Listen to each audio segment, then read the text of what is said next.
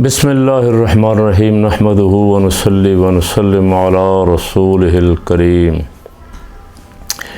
गुज़श्ता रोज़ भी अर्ज़ किया था कि पाकिस्तान में निज़ाम अदल व इंसाफ़ जो है वो बहुत बुरी तरह मुतासर हो रहा है।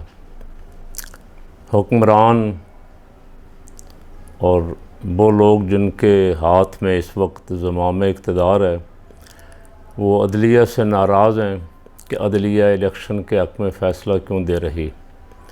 हमारी हुकूमत चलनी चाहिए, हमें ही रहना चाहिए। इस वजह से वो अदालत पे हमला आवर हैं और उन्होंने अदालत के बाहर धरना दे के वहाँ खड़े होके खूब गालियाँ निकाली अदलिया को, हुक्मरानों को। तो अब उनसे मेरा सवाल ये है कि इस मुल्क का निज़ाम कैसे चलेगा। इस मुल्क में कौन किसी को ज़्यादती से रोकेगा, कौन किसी के साथ इंसाफ वाला मामला करेगा। हर बंदा जब ख़ुद अदालत बन जाएगा वो कहेगा मैं ही अदालत हूँ, मेरी मर्ज़ी चलनी चाहिए और जो अदालत मेरे ख़िलाफ़ फ़ैसला करे मैं उस अदालत को नहीं मानता। कौमी असम्बली वाले जो 125-150 बंदे हैं बैठे हुए, उन्होंने तो अपनी तौहीन अदालत के नाम से बिल भी पास कर लिया, जिस पे मैंने पहले भी कहा था कि ये 2-3 महीनों बाद इस बिल पे पछताएंगे। अब ये क्यों कर रहे हैं, कौन इनसे करवा रहा है? वो शैतानी कुव्वतें जो इस वक्त इनके दिमाग पे हव्स इक़्तिदार के नाम से सवार हैं, कल जब वो रुखसत हो जाएंगी तो ये पछताएंगे। असम्बली में कोई और होगा, अक्सरियत किसी और की होगी और वो यही क़वानीन जो इनके बनाए हुए हैं इन पे लागू करेंगे तो ये चीखेंगे और चीखेंगी जो इस वक्त गालियां दे रहे हैं। काश कोई अक्लमंद लोग, कोई अहल राय, कोई सूझबूझ रखने वाले अदालत में, असम्बली में इनको रोकते, इनको समझाते कि अदालत को अदालत रहने दो। सिर्फ़ अदालत के इलेक्शन के फ़ैसले पे ये नाराज़ हैं कि अदालत ने इलेक्शन का फ़ैसला क्यों किया है। मैं इनसे सवाल करता हूँ, कल कोई और आके बैठ गया और उसने भी यही तर्ज़ हुकूमत अपना लिया जो आपने अपनाया हुआ है, यही रवैया इख्तियार कर लिया। उसने कहा मैं बैठा हुआ हूँ, चूँकि मैं इंतखाब नहीं करवाऊँगा और मुझे कोई रोक भी नहीं सकता। तो फिर आप पे क्या बीतेगी, आप किसके पास जाएंगे फिर? और फिर कौन सी अदालत से आप इंसाफ मांगेंगे? उसी अदालत से जिसको अब आप गालियाँ दे रहे, उसी अदालत से जिसको अब आप चोर कह रहे, उसी अदालत से जिससे आपको हमेशा रिलीफ मिला है। तो इस पे गौर फरमा लें। जितना भी वक्त बहुत थोड़ा है, कोशिश पूरी आपकी जो नज़र आ रही है इस वक्त, कोशिश एक ही है कि एक बंदे को ख़त्म करना है, एक बंदे को बंद करना है, या एक बंदे को पाबंद सलासल करना है या अपने रास्ते से हटाना है।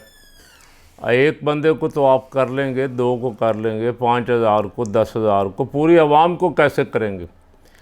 इस वक्त आपके अपने सर्वे, गैर मुल्कियों के सर्वे, तमाम वो इदारे जिन पे एतमाद किया जाता है उनके सर्वे, वो सब ये कह रहे हैं कि पाकिस्तान की 70 से 80% आवाम उस शख्स के साथ है जिसको आप रास्ते से हटाना चाहते हैं। तो उस आवाम का क्या करेंगे?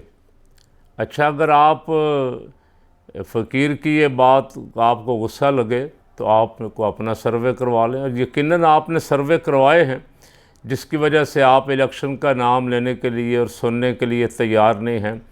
अदालतों से भी नाराज़ हैं जो इलेक्शन का नाम ले रही हैं। तो आप इलेक्शन करवा के देख लें। अगर अवाम पाकिस्तान की, आप मौलाना अपने जलसा करके कह रहे थे कि ये अदालत का, ये अवाम का फ़ैसला, अब अवाम की अदालतें चलेंगी, तो अवाम की अदालत लगा के देख लें। अवाम की अदालत का तो सबसे बेहतरीन तरीका इलेक्शन ही है फिर, कि अवाम क्या फ़ैसला करते हैं, अवाम किसके साथ हैं। फिर अवाम जिसके साथ हों, अगर आप ये चाहते हैं, ये मुनासिब है, अगर कि अवाम जिसके साथ हों, अदालत भी वही बन जाए, मुकन्नना भी वही बन जाए, इंतज़ामिया भी वही बन जाए, फ़ौज भी वही बन जाए, पुलिस भी वही बन जाए और तमाम सारे मुल्क का नज़्म व नस्क वही संभाल ले जिसके साथ अवाम है। बाकी सारे इदारों को फारिग कर दें, मुल्क के बहुत सारे अखराजात बचें। करोड़ों नहीं अरबों खरबों रुपया ख़र्च हो रहा है असम्बली पे, और उस असम्बली में तकरीबन साल सवा साल होने को है, एक ही मसला चल रहा है, अदालत को कंट्रोल किस तरह करना है, अदालत को काबू किस तरह करना है, जजों को किस तरह अपनी बारगाह में हाज़िर करना है, जजों पे किस तरह पाबंदियाँ लगानी, किस तरह कदगनी, ये इसी पे सारी असम्बली, अवाम का करोड़ों रुपया इस पे ख़र्च हो रहा है। और कल जब हालात बदलेंगे, असम्बली में कोई और होगा, तो आप सारे इसी के ख़िलाफ़ बोल रहे होंगे, इन्हीं कवानीन के ख़िलाफ़ बोल रहे होंगे कि हमें ये मंजूर नहीं है जो इस वक्त आप पास कर रहे हैं अपने चंद माह के इक़्तिदार के लिए, इसलिए कि ये ज़्यादा देर तो नहीं चल सकता। आप अगर वायलेशन करें, आइन की कर रहे हैं, पहले भी 90 दिन में 2 असम्बलियों के इंतखाब आपने नहीं करवाए, अब मुल्क के 2 सूबे अपनी असम्बलियों से महरूम हैं, इंसानी हकूक़ की खुल्लम खुल्ला धज्जियाँ उड़ाई आपने। अब कौमी असम्बली की मुद्दत भी अगस्त में ख़त्म हो जाएगी, मई ख़त्म होने वाला, जून जुलाई 2 महीने, इन 2 महीनों के लिए आप जो कवानीन बना रहे हैं, ये कवानीन अगर फ़र्ज़ कर लें आपने ज़बरदस्ती ज़ोर ज़बरदस्ती डंडे से कोई 4 महीने और भी निकाल लिए, तो बिल आखिर तो इसे ख़त्म होना है, इलेक्शन की तरफ आपको जाना पड़ेगा। और जब आपकी जगह को और आ जाएंगे, और ज़ाहिर है आप जितना डिले करेंगे अवाम की नज़र में उतना गिरते जाएंगे, गिरते जाएंगे, गिरते जाएंगे, और यहाँ तक हालत पहुँचेगी कि आप इलेक्शन नहीं लड़ सकेंगे। खान को आप इलेक्शन ना लड़ने दें, कुछ बंदे आप तोड़ लें जैसे तोड़ रहे हैं। इबाद फ़ारूक कल उसने पहले, पता नहीं कौन है, पहले उसने कहा कि मैं टिकट होल्डर हूँ, मैं टिकट वापस करता हूँ, फिर उसने कहा मेरी पैंट उतार के देखो मेरे साथ कितना तशद्दुद हुआ है, मुझसे ऐलान करवाया गया। तो इस तरह सारी कौम को मार मार के आप कब तक इस तरह कोई पार्टी छुड़वा लेंगे, कोई नज़रिया छुड़वा लेंगे, कोई जमात से अलग कर लेंगे। पहले भी आज तक ये हुआ नहीं है, वक्ती तौर पे आप 6 महीने साल चल जाएगा सिलसिला डंडे के ज़ोर पे, फिर अब आवाम सारी जब कुछ और चाहती होगी, आवाम कुछ और फ़ैसला करेगी, तो फिर उसके सामने साहब कोई खड़ा नहीं हो सकता। उसके सामने ना पुलिस चलेगी, ना ये असम्बली के जो इस वक्त मेंबरान और 85 वज़रा हैं जो अपने घरों में जाते हुए भी अब शर्माते हैं, डरते हैं, खौफज़दा है, अपने महल्लों में भी खौफज़दा है, ये कब तक आखिर आवाम को दबाएंगे। तो मैं तमाम उन फ़ैसला साज़ों से कहता हूँ कि आपको अल्लाह ने जो इक़्तिदार, जिसको भी जहाँ जहाँ भी इख्तियार और इक़्तिदार दिया है अवाम की खिदमत के लिए, तो काश आप अवाम की खिदमत करते। आप साल हो गया कौमी असम्बली का सारा पैसा अवाम के टैक्सों का ज़ाय कर रहे हैं, सिर्फ़ अपने इक़्तिदार को तूल देने के लिए, और उन लोगों को, उन इदारों को, ख़ुसूसन अदलिया को, इलेक्शन कमीशन को पाबंद करने के लिए सारा पैसा फजूल ज़ाय कर रहे हैं कि ताकि हमें कुछ वक्त और मिल जाए। और लोगों के साथ जिस तरह जुल्म कर रहे हैं, मैंने कल भी कहा था, पाकिस्तान की तारीख़ में भी ऐसा नहीं देखा।